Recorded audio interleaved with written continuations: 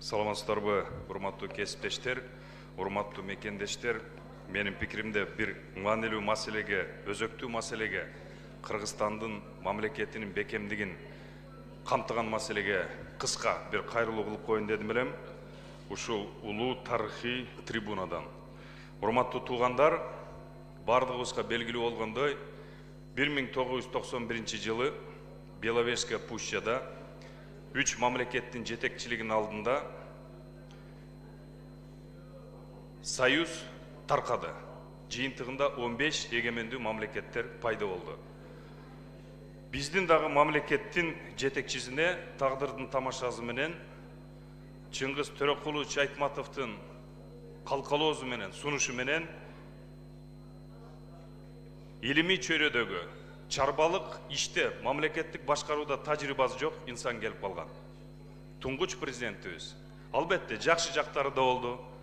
Бирок ошону менен бирге мен бир нерсени өзгөчө мааниге ээ катары баалап кетким келет. Ал келери менен эмне деди? Биз мындан ары эч качан согушпайбыз, тынчтыкты сүйгөн мамлекет болобуз. Демек, аскердик күчтөрдүн кармап, аны көбөйтүүнүн кажети жок деди. Жыйынтыгында 30 жыл аралыкта аскердик техникалар сатылгандары сатылды, дат баскандары дат басып жок болду. Ошол учурда башка мамлекеттердин жетекчилери, маселен, Азербайжанда Гейдар Алиев, Өзбекстанда Ислам Абдуганиевич Каримов абдан көрөгөчтүү кыйын жетекчилер болгонун тарых таразалады, далилдеди. Урматтуу туугандар, 21-кылым адам затынын прогресси өнүккөн учур. Согуштар, кагылышуулар, конфликттер бардыгы артта калган. Бирок ага карабастан мына азыркы тапта Россия Федерация менен Украинанын ортосунда спецоперация деп коет, кандуу кагылышуу болуп атат. Израиль менен Палестинада кандуу кагылышуу болуп атат.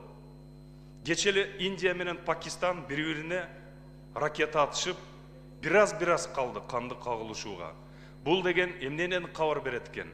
Бул деген биздин ата-бабаларыбыз илгериле таамай туура айтып кеткен экен. Өзүңө сак бол, кошунаңды уру тутпа. Аскердик техникаң, аскери күчтөрүң бекем болушу керек деген. Ошон үчүн, урматтуу агайын туугандар, азыркы жагдайды эске алуу менен 21-кылымда биз дагы ойлойт элем, өзүбүздүн куралдуу күчтөрүбүз, аскердик техникаларыбыз бул багытта максималдуу түрдө күчтүү болушу керек. Бул деген Кыргызстан агрессиялык ой пикирди билдирүү максатында эмес, тескерисинче коргонуу максатында.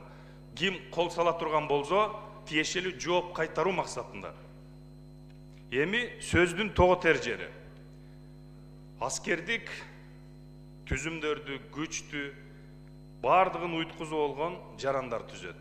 Кыргызстанда сиздер билгендей 80ден ашык улуттун өкүлдөрү жашайт. Бардыгыбыз ынтымакта, биримдикте, бир түндүктүн астында. Бирок аскердик кызмат өтөөгө келгенде 90%-нан ашыгы жалаң гана кыргызы, улуту кыргыз болгон инсандар өтөт экен. Мен ойлойт элем бардыгыбыз Кыргызстанда жашагандан кийин, Кыргызстанда туулгандан кийин, киндик каныбыз Кыргызстанда тамгандан кийин бардыгыбыз милдеттүүбүз. Мекенибизди коргогонго, милдеттүү түрдө мөөнөтүнө жараша аскердик кызмат өтөөгө. Себеп мекенибиз, мамлекетибиз эгемендүү Кыргызстан бир. Бул деген сөз, урматтуу агайын туугандар, улутчулдук маселени көтөрүү эмес, болгону теңдик, укуктарыбыз менен кошо жоопкерчилигибизди дагы билейли деген. Уважаемые коллеги, мне бы нисколько не хотелось придерживаться той позиции, которая является исключительно неправильной.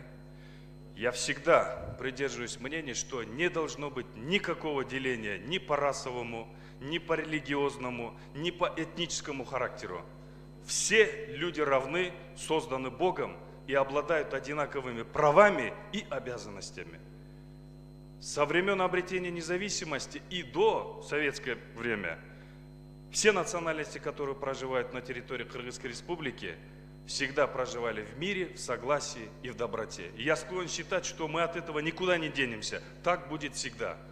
Но именно в таких вопросах, когда нужно отдать долг защите Родине, я склонен считать, что помимо прав у нас также должны быть обязанности. Чоң рахмат, урматтуу туугандар. Рахмат.